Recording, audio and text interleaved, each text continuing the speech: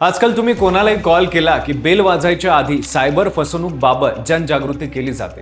Police सुद्धा वारंवार cyber security बाबत जागरूक करत असतात।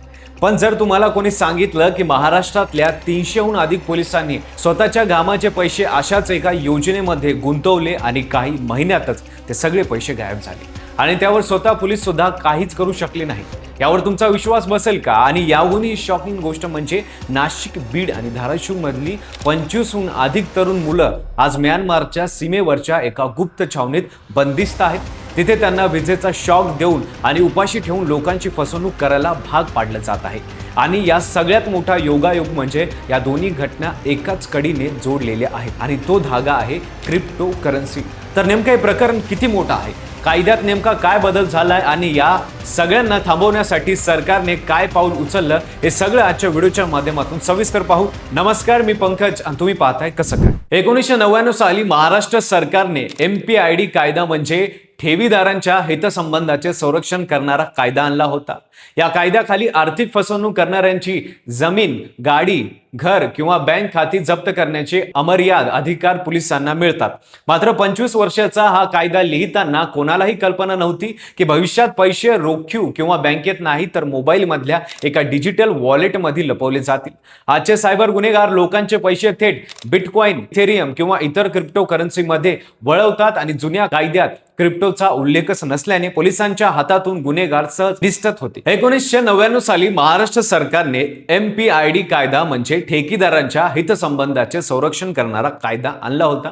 या कायद्याखाली आर्थिक फसवणूक करणाऱ्यांची जमीन, घर आणि गाडी किंवा बंगला खाती जप्त करण्याचे अमर्याद अधिकार पोलिसांना मिळतात।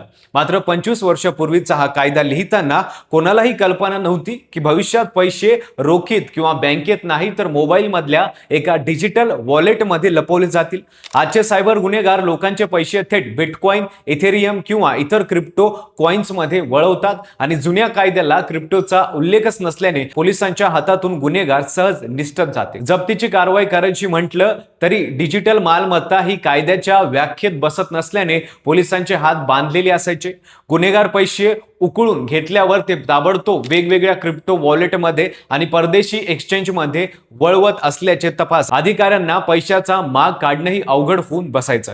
हीच पळवाट बंद करण्यासाठी नुकतंच विधानसभेत एक महत्त्वाची विधेयक एकमताने मंजूर करण्यात आलं आणि नेमकं याच काळात राज्यात क्रिप्टोशी संबंधित 2 धक्कादायक प्रकरण एका पाठोपाठ एक समोर आले, ज्यांनी संपूर्ण राज्याला हादरून सोडलं आणि क्रिप्टोच्या नावाखाली नेमकं काय काय घडू शकतं याची प्रचिती सगळ्यांना आली।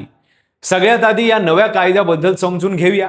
राज्य सरकारने महाराष्ट्र ठेकीदारांच्या हितसंबंधाचे संरक्षण सुधारणा विधेयक विधानसभेत मंजूर केलं असून यानुसार आता क्रिप्टो करन्सी, डिजिटल कॉइन आणि ब्लॉकचेनवर आधारित इतर सर्व आभासी मालमत्ता कायद्याच्या कक्षेत आणल्या गेल्या आहेत। म्हणजे यापुढे एखाद्या बोगस स्कीम मधून लोकांची फसवणूक झाली तर पोलिसांची आर्थिक गुन्हे शाखा गुन्हेगाराचं क्रिप्टो वॉलेट थेट कायदेशीररित्या गोठवू शकते आणि न्यायालयाच्या परवानगीने त्याचा लिलाव करून पीडितांचे पैसे परत मिळवून देण्याचा मार्ग मोकळा होतो। गृहमंत्री योगेश कदम यांनी सभागृहात हे स्पष्ट केलं की रोख रक्कम किंवा भौतिक मालमत्तेप्रमाणेच आता आभासी डिजिटल मालमत्ताही जप्त योग्य ठरणार आहे। तंत्रज्ञानाचा गैरवापर करणाऱ्या, फसवणूक करणाऱ्यांना चाप बसवण्यासाठी हा निर्णय अत्यंत महत्त्वाचा मानला जातोय आणि देशातल्या इतर राज्यांसाठीही हे एक उदाहरण ठरू शकतं असं जाणकारांचं म्हणणं आहे। पण गंमत अशी आहे की हा कायदा येण्याआधीच क्रिप्टोच्या जाळ्यात राज्यातलं पोलीस दलच अडकल्याची बातमी समोर आली आणि हीच बातमी या संपूर्ण प्रकरणाला अधिक सिरियस बनवते। कोल्हापुरात तब्बल 300हून अधिक पोलीस अधिकारी आणि कर्मचाऱ्यांना बोगस ट्रेडिंग कंपन्यांनी गंडा घातल्याचं उघड झालं।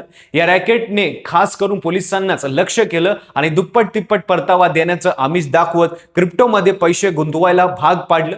सुरुवातीला काही महिन्यात खात्यात खोटा नफा दिसल्यामुळे पोलिसांचा या कंपनीवर पूर्ण विश्वास बसला आणि हळूहळू अनेकांनी आपल्या सहकाऱ्यांनाही यात ओढलं।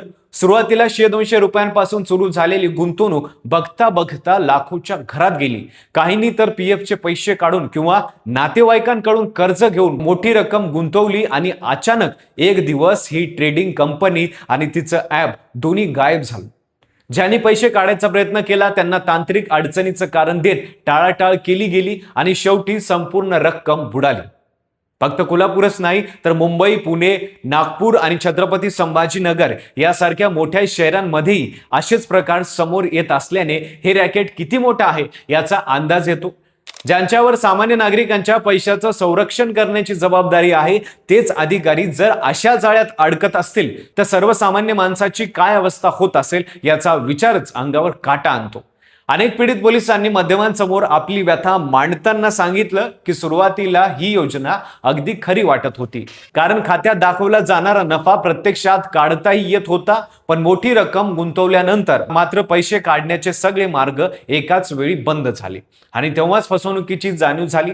अनेक अधिकाऱ्यांनी वरिष्ठांकडे तक्रार करण्याऐवजी लाचपोटी हे प्रकरण दाबून ठेवलं, पण जेव्हा एकाच पोलीस ठाण्यातल्या अनेकांना एकाच वेळी फटका बसल्याचं उघड झालं तेव्हा हे प्रकरण दडपणं अशक्य झालं आणि अखेर ते जाहीरपणे समोर आलं. राज्यातल्या बीड, नाशिक, धाराशिव, चाळीसगाव आणि ठाणे इथल्या 25हून अधिक तरुणांना बँकॉकमध्ये महिना 70,000 पगाराची आणि सगळ्या सुविधांचं नोकरीचं आमिष सोशल मीडियावर दाखवण्यात आलं. डेटा एंट्री, IT आणि डिजिटल मार्केटिंग यासारख्या आकर्षक पदाची जाहिरात करत या तरुणांना विमानाने बोलवून घेण्यात आलं. मात्र बँकॉक विमानतळावर उतरताच परिस्थिती पूर्णपणे बदलली. त्यांना प्रत्यक्षात जंगलातून 3 दिवस रस्ता मार्गाने प्रवास करत म्यानमार आणि थायलंडच्या सीमेवरच्या कुप्रसिद्ध गोल्डन ट्रँगल भागात नेण्यात आलं. तिथे पोहोचताच त्यांचे पासपोर्ट आणि मोबाईल जप्त करण्यात आले आणि त्यांना एका बंदिस्त छावणीत डांबण्यात आलं. या छावणीत त्यांना रोज 18 तास काम करायला भाग पाडलं जातं. फेक सोशल मीडिया प्रोफाईल तयार करून परदेशातल्या श्रीमंत लोकांना रोमॅन्स आणि गुंतवणुकीच्या जाळ्यात ओढायचं आणि त्यांना बोगस क्रिप्टो योजनांमध्ये पैसे गुंतवायला भाग पाडायचं हे त्यांचं रोजचं टार्गेट असतं. टार्गेट पूर्ण नाही झालं तर मारहाण केली जाते, विजेचा शॉक दिला जातो आणि कित्येक दिवस धड जेवणही दिलं जात नाही. राहायला घाणेरडी जागा आणि सतत बंदूकधाऱ्याच्या पहाऱ्याखाली जगावं लागतं. बीडमधल्या स्वप्नीलने मोठ्या धाडसाने लपून कुटुंबाशी गुप्तपणे संपर्क साधला आणि रडत रडत सांगितलं की इथे चूक झाली तर लगेच मारून टाकण्याची धमकी दिली जाते आणि एका मुलाला आधीच जीवे मारण्याची भीतीदायक बातमीही त्याने कुटुंबाला दिली. हा फोन कॉल समोर येताच त्याचं कुटुंब पूर्णपणे हादरून गेलं आणि तातडीने पोलीस अधीक्षकांची भेट घेण्यासाठी धाव घेतली. गोल्डन ट्रँगल म्हणून ओळखला जाणारा हा भाग म्यानमार, थायलंड आणि लाओस या 3 देशाच्या सीमेवर पसरलेला असून येथे आंतरराष्ट्रीय गुन्हेगारी सिंडिकेटने मोठमोठी संकुलन तयार करून त्यात हजारो लोकांना बंदिस्त ठेवलं आहे. केवळ भारतापुरतच नाही तर आग्नेय आशियातल्या अनेक देशांमधून तरुणांना अशाच पद्धतीने फसवून इथे आणलं जातं आणि स्थानिक कायद्याची अंमलबजावणी अत्यंत कमकुवत असल्याने या भागातून पीडितांना सोडवणं हे भारतीय यंत्रणांसाठी मोठं आव्हान ठरतं.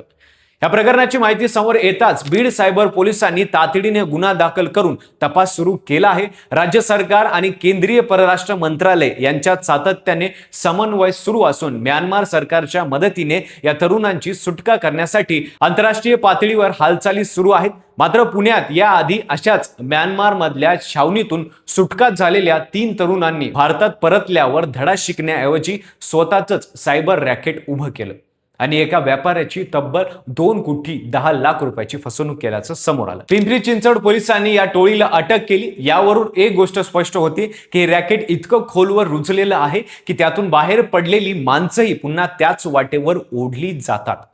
कोल्हापुरातल्या पोलीस फसवणूक प्रकरणाचाही तपास वेगाने सुरू असून हे बोगस ट्रेडिंग नेटवर्क राज्यात नेमकं कुठे कुठे पसरलं आहे याचा शोध घेतला जातोय.